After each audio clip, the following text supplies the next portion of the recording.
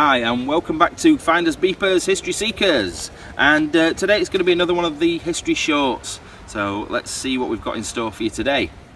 History shorts.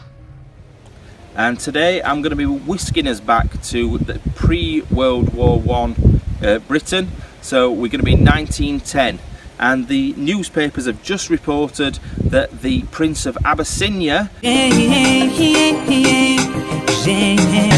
is making his rounds around the UK, visiting different places. So I'll tell you a little bit more about what happened. So those of you that don't know, Abyssinia is Ethiopia. So the prince had made his way over from Ethiopia over to Britain, and one of the things that he really liked was the navy. Yes, you can sail the seven seas in the Navy. Yes, you can put your mind at ease. He'd heard a lot about the British Navy. Now, the flagship was called the Dreadnought. He really wanted to go and see the Dreadnought. It was something that really interested him, and so he made his way down to London. The Dreadnought was the ship that most royals and dignitaries wanted to come and see when they came to Britain. So it wasn't something that the crew would have been not used to. It was something that happened quite a lot.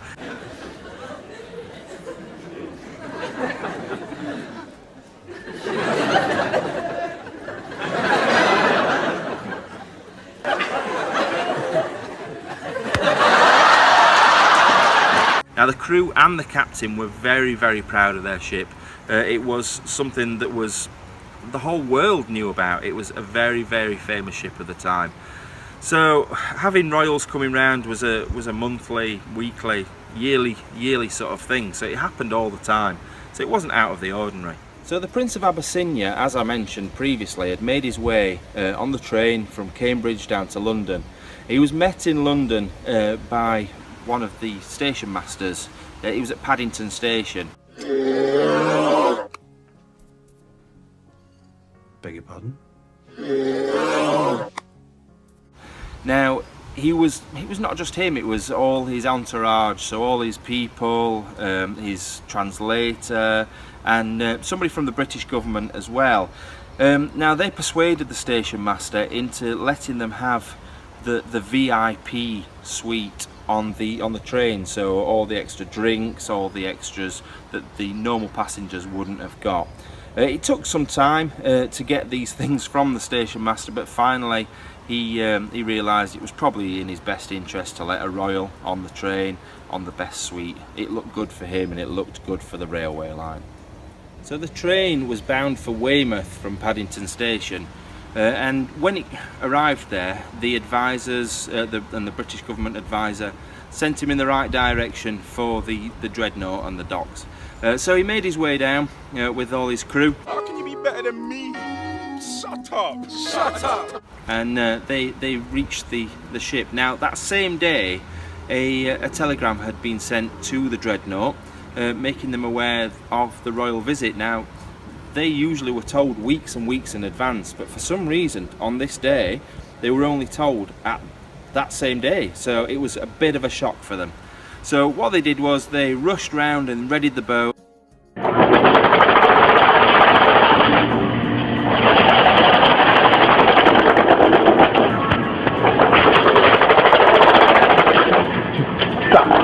They were used to doing this, they did it all the time anyway, so they readied the boat, perfect, all ship shape and Bristol fashion, as you say, ready for the arrival of the prince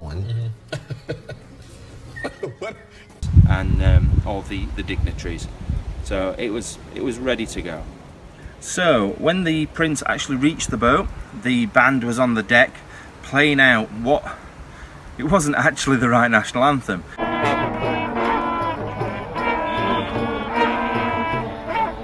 They were supposed to be playing the Abyssinian national anthem. They didn't really have time to find it, so they played the anthem for Zanzibar. But the prince didn't seem to mind. He didn't even seem to notice, which was quite strange.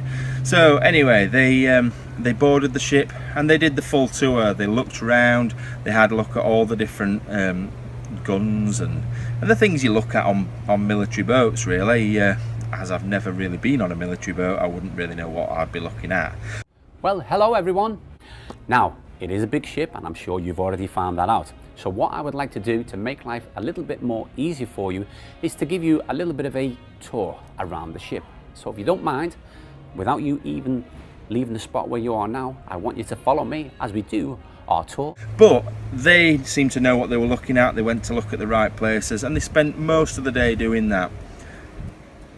Just before they left, photographs were taken for posterity. Here they are. Have a quick look.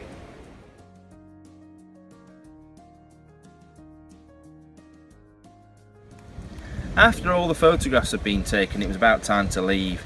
Now, they'd been speaking quite a lot in their own language, and one of the main sentences that had been used was bunga bunga. Now, don't ask me what bunga bunga means, but it was something that was said quite a lot through the day. Ladies and gentlemen, this is the captain speaking. Welcome to the Bunga Bunga.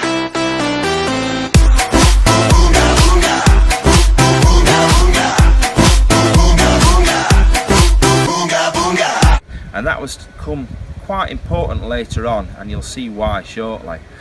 But it was time to leave. Like I said, the British national anthem was booming from the band on the deck, and they made their way off, and the Royal Navy were pretty proud of themselves.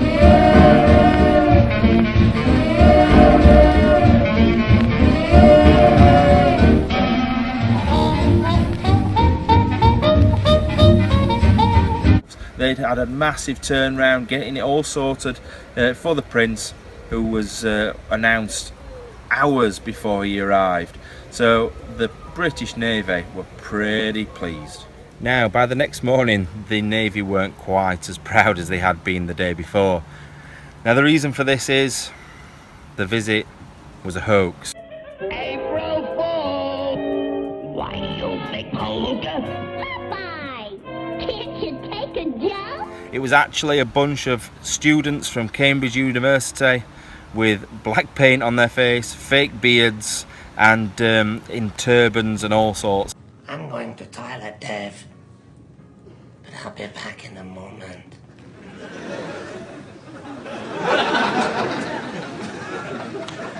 So they'd really fooled the Royal Navy, and it was all over the newspapers.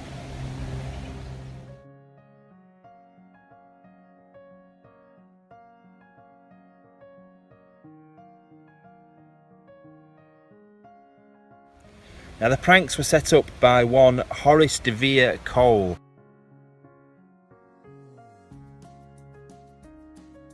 He was a prankster from Cambridge University. He was known throughout the colleges for doing exactly that. Now, everything he'd done previously had been quite minor pranks, so he wanted to do something that the world would hear about. So he set off with quite a few of his friends, including one of his female friends, who is Virginia Woolf, the author. She is actually one of the men with beards in the photograph. I'll point that out in a second.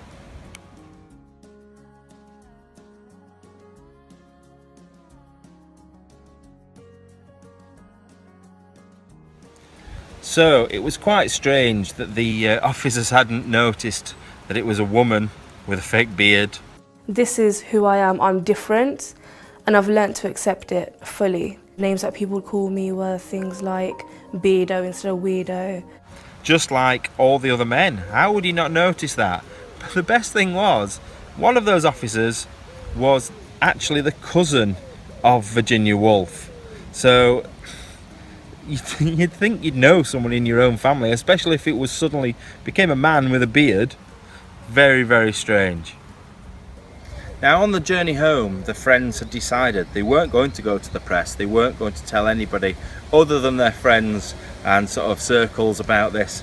But Cole, being how he was, he loved to be centre of attention.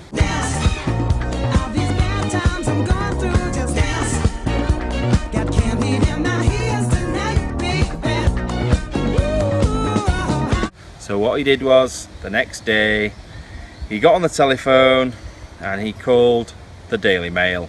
Now, the Daily Mail was all over this. They got every single last bit of story. They interviewed them. They were at the door. especially when they found out it was Virginia Woolf. Obviously Virginia Woolf wasn't called Virginia Woolf at the time, she was still at university, she was called Virginia Stephen, but just the fact of her being a woman really made them laugh even more. Si no le ayudan a fabricar camiones,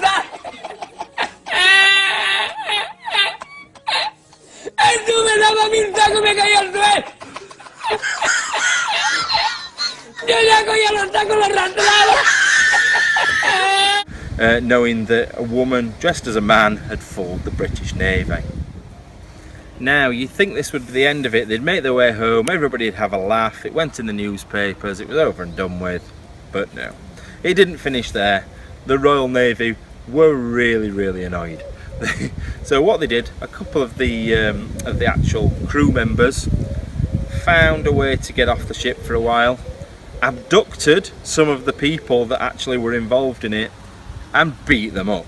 Oh, Popeye, be careful! The dog, Popeye! Oh! So they gave them a right pounding for making them the laughing stock of the world. And what happened from then was, every time any prince, so just a couple of years later, there was another prince that came along and said, I want to look around this ship, and they just said, actually no, you're not coming on my ship anymore. And it was even in the newspaper about that as well. Over the next few years, any royal or dignitary that was seen in Weymouth was chased down the street with the children saying, bunga, bunga. But obviously it's a lesson to be learned, but I think it's pretty funny. I really no idea how they fooled them, especially with a woman in a beard. That is just unbelievable. But anyway, I hope you enjoyed my little story. Thanks for watching History Shorts today. I just wanted to remind you about our Facebook page. So it's facebook.com/findersbeepers. Also, obviously subscribe to our videos if you haven't done already. Like and comment. We like to see comments. We think they're quite funny. We get some quite interesting ones, some interesting people out there. But anyway, thanks again, and I'll see you later. Bye bye.